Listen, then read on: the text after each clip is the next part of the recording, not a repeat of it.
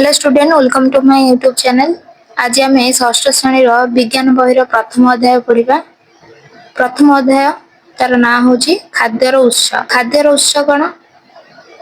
खाद्यर उत्स माने खाद्यटा आमर कोउठी अछि। आमे जहाँ सब खाऊचे सेटा केउथुरु तयारी होउची, केउ गछरु सेटा उत्पादन करा होउची, आमे से विषय रे पढ़िबा। प्रत्येक जीवर वैशिष्ट्य होउची जन्म, वृद्धि और विकास, तापर प्रजनन और मृत्यु। समस्त जीव कौन करती? जन्म हुअती, छोटरू बड़ हुअती, तापरे से माने कौन करती? नूतन जीव गोटे सृष्टि करती, तापरे तांकर मृत्यु हुए। ए समस्त कार्य पई तार खाद्य आवश्यक होता है। जे कोनोसी जीव होना कहीं, केवल मनुष्य नहीं, मनुष्य पशु पक्षी गछलता जेते हमर संसार रे जीव रहिले से माने समस्त ए सब कार्य करिया पई खाद्य आवश्यक करती। कारण से खाद्य आमको कौन मिली था? शक्ति। शक्ति पाई से शक्ति द्वारा समस्त कार्य करूँ। तेणु खाद्य को जीवन धारण उत्स बोली धरा जाई थाए। यह द्वारा जीवन समस्त मौलिक आवश्यकता पूर्ण होता है। मौलिक आवश्यकता कौन? आमर खाद्य आ वस्त्र बासगृह, ये तीनटा हूँ गोटे जीवर मौलिक आवश्यक। विशेषकर मनीषर मौलिक आवश्यकता हूँ खाद्य, वस्त्र, बासगृह। खाद्यर प्रकार भेद देखा। खाद्य से देछि तुमे गत 2 दिन रे जा सब खाइछ ता निम्न सारणी रे दिया जाइछि, सेगुडी को तुम खाता रे लिख। प्रथम दिन और द्वितीय दिन आज कौन खाइछ एवं ता पर दिन कौन खाइछ ताको गोटे टेबल करिया को से कहछि। खाइथिबा खाद्यर ना लिख। आम साधारणतः कौन खाई था? भात, रुटी, डाली, अंडा, माछ, मांस ए सब खाई था। तेणु सबुदिन आम समान प्रकार खाद्य खाऊना। आज जदि आम भात सहित गोटे तरकारी खाइलु, तापर दिन आउटे कौन खाई था? तेणु सबुदिन आम समान खाद्य खाई न था। समस्ते जानी थो जे हमर भात होची प्रधान खाद्य।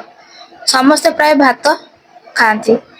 भात घरे किपरि रंधा जाए तुमे लक्ष्य करछ कि? भात तयारी करिया पे कौन कौन आवश्यक होता है? आम जो खाऊचे भात ता पे कौन आवश्यक होता है? चाउल और पानी। चाउल और पानी द्वारा आमे भात तयारी करथाउ। आ कोन दरकार होता है? उत्ताप। ताकु निया जाली कि बसैले जाइकरी भात तयारी हो ना कि खाली चाउल पानी थोई देले भात तयारी हिजवा। निया रे बसैबा परे जाई भात तयारी हो।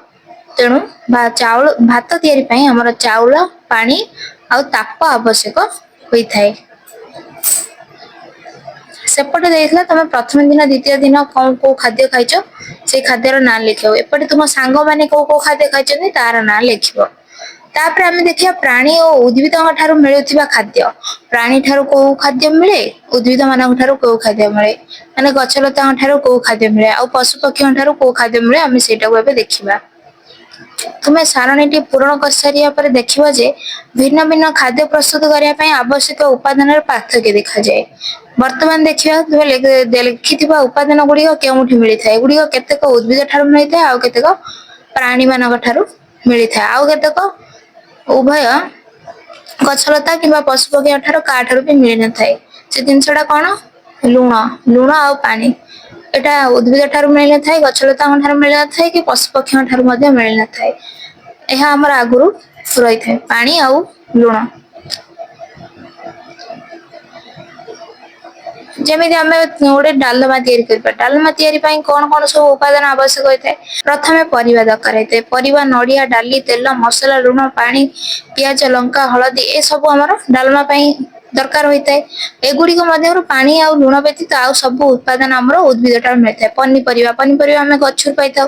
नडिया, डाली, तेल, मसला ए सब आमे कोड पाई थाउ? गछ पाखरु। हळदी मध्ये गछ पाखरु मिलि थाए। किंतु पानी आ लूण उद्भिद ठारू मिलि न थाए कि प्राणी ठारू मिलि न थाए। सेटा हमर आगुरु अछि। सेहि परे अंडा तकरे व्यवहृत अंडाटा हमर कोठ मिले? पानी ठारू, प्राणी ठारू मिले। अंडा किए दे? कुकुडा अंडा दिए। कुकुडा गोटे प्राणी, तेणु अंडाटा हमर प्राणी ठारू मिलि थाए। तेल मसला मध्ये सेमति उद्भिद ठारू मिलि थाए। किंतु प्राणी आ उद्भिद ठारू लूण किंबा पानी मिले नाही।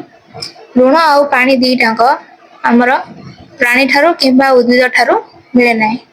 आमे जानले आमे खाउथिबा खाद्यर अधिकांश उपादान हमर कोठ मिलि थाए? उद्भिद ठारू मिलि थाए।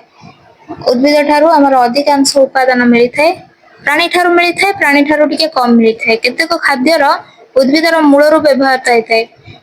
ଆଉ କେତେକ ଖାଦ୍ୟ ଫୁଲ ଫଳ ପତ୍ର ମଞ୍ଜି କାଣ୍ଡ ଏଇ ସବୁ ବ୍ୟବହୃତ ହୋଇଥାଏ। ଏକ୍ସାମ୍ପଲ ହଉଛି କଖାରୁ ଗଛ। କଖାରୁ ଗଛରେ ଆମେ କଣ ସବୁ ଖାଇଥାଉ? କଖାରୁ ପତ୍ର ଖାଇଥାଉ, କଖାରୁ ସେ ଯୋଉ କଖାରୁ ନିଜେ ଫଳ ତାକୁ ଖାଇଥାଉ, କଖାରୁ ଫୁଲ ମଧ୍ୟ ଖାଇଥାଉ। ତେଣୁ କଖାରୁ ଗଛ ଗୋଟେ ଏମିତି ଉଦାହରଣ ଯାହାକି ତାର ଫୁଲ ଫଳ ମଞ୍ଜି ପତ୍ର କାଣ୍ଡ ସବୁକୁ ଆମେ ଖାଦ୍ୟ ରୂପେ ଗ୍ରହଣ କରିଥାଉ। ଆମେ ଯେପରି ସେ ଉଦ୍ଭିଦକୁ ଆଉ ପ୍ରାଣୀକୁ ଖାଇଥାଉ, ଅନ୍ୟ ଜୀବ ମାନେ କଣ ଖାଇଥାନ୍ତି? ଅନ୍ୟ ଜୀବ ମାନେ ତୁମ ଘରେ ତୁମେ ଗାଈ କିମ୍ବା ଛେଳି ମାନଙ୍କୁ ଦେଖିଥିବ, ବିଲେଇ କୁକୁର କୁକୁଡା ନିଶ୍ଚୟ ଦେଖିଥିବ। ସେମାନେ କଣ ସବୁ ଖାଆନ୍ତି ଲକ୍ଷ୍ୟ କରିବ, କଣ ସବୁ ଖାଆନ୍ତି?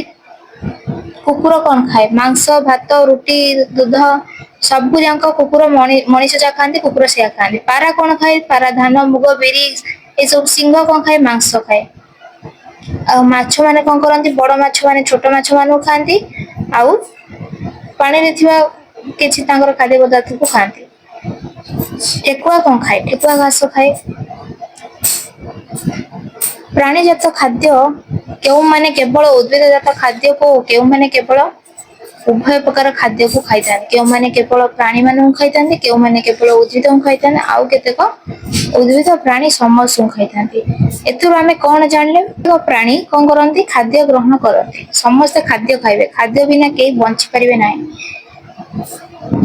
କେତେକ ଜୀବ କେତେକ ପ୍ରାଣୀ ଜାତ ଖାଦ୍ୟ ଖାଇଥାନ୍ତି, ଆଉ କେତେକ ଜୀବ ଉଦ୍ଭିଦ ଜାତ ଖାଦ୍ୟ ଖାଇଥାନ୍ତି। ଉଦ୍ଭିଦରୁ ଯୋଉଟା ମିଳେ ତାକୁ ଖାଇଥାନ୍ତି। ଆଉ କେତେକ ଉଭୟ ଉଦ୍ଭିଦ ଖାଇଥାନ୍ତି ଆଉ ପ୍ରାଣୀ ମାନଙ୍କୁ ମଧ୍ୟ ଖାଇଥାନ୍ତି।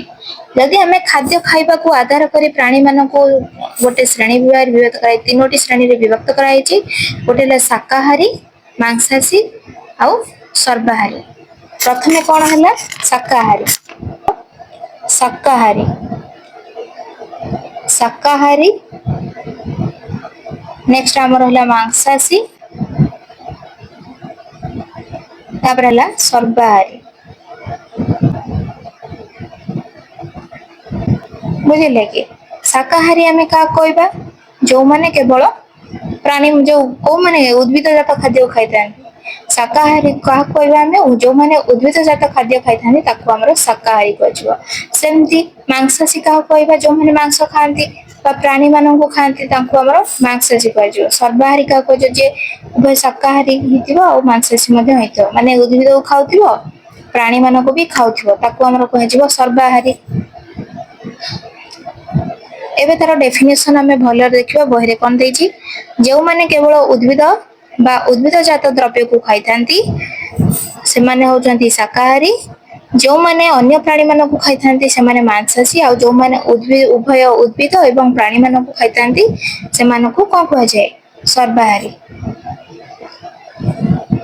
ବିଷୟଟି ଆମର ସରିଗଲା। ଏବେ ଆମେ ଦେଖିବା କଣ ଶିଖିଲେ। ଏ ବିଷୟଟିରୁ ଆମେ କଣ ସବୁ ଶିଖିଲେ? ନା ଆମେ ବିଭିନ୍ନ ପ୍ରକାର ଖାଦ୍ୟକୁ ଖାଇଥାଉ। ଆମେ ବିଭିନ୍ନ ପ୍ରକାର ଖାଦ୍ୟ ଖାଇଥାଉ। ଖାଦ୍ୟ ମୁଖ୍ୟତଃ କୋଉଠୁ ମିଳିଥାଏ? ପ୍ରାଣୀ ଆଉ ଉଦ୍ଭିଦ ମାନଙ୍କ ଠାରୁ ମିଳିଥାଏ।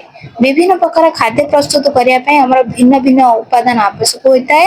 ଆଉ ଖାଦ୍ୟ ଅଭ୍ୟାସ ଅନୁସାରେ ପ୍ରାଣୀ ମାନଙ୍କୁ ଶାକାହାରୀ ମାଂସାଶୀ ଓ ସର୍ବାହାରୀ ଶ୍ରେଣୀରେ ବିଭକ୍ତ କରାଯାଇଛି। କୌଣସି ଖାଦ୍ୟ ପ୍ରସ୍ତୁତ ପାଇଁ ଆବଶ୍ୟକ ଜିନିଷକୁ ସେଇ ଖାଦ୍ୟର କଣ କୁହାଯାଏ? ଉପାଦାନ କୁହାଯାଏ। ଆମେ କହିବା ଉପାଦାନ କାହାକୁ କୁହାଯାଏ? ମନେକର ଆମେ ଭାତ ପ୍ରସ୍ତୁତ କରିବା, ଭାତ ପାଇଁ କଣ କଣ ସବୁ ଉପାଦାନ ଆବଶ୍ୟକ? କଣ ଉପାଦାନ ଆବଶ୍ୟକ? ଚାଉଳ ପାଣି ତାପ ଏହାକୁ କୁହାଯାଏ। ଭାତ ହେଲା ଗୋଟେ ଟାଇପ ର ଖାଦ୍ୟ। ସେଇ ଖାଦ୍ୟକୁ ବନେଇବା ପାଇଁ ଆମେ ଯାହା ଯାହା ସବୁ ଦରକାର କଲେ ସେଟାକୁ ଆମର କଣ କୁହାହବ? ଉପାଦାନ କୁହାଯିବ। ତେଣୁ ତା ଡେଫିନେସନ କଣ ହେଇଗଲା? କୌଣସି ଖାଦ୍ୟ ପ୍ରସ୍ତୁତ ପାଇଁ ଆବଶ୍ୟକୀୟ ଜିନିଷକୁ ସେଇ ଖାଦ୍ୟର ଉପାଦାନ କୁହାଯାଏ।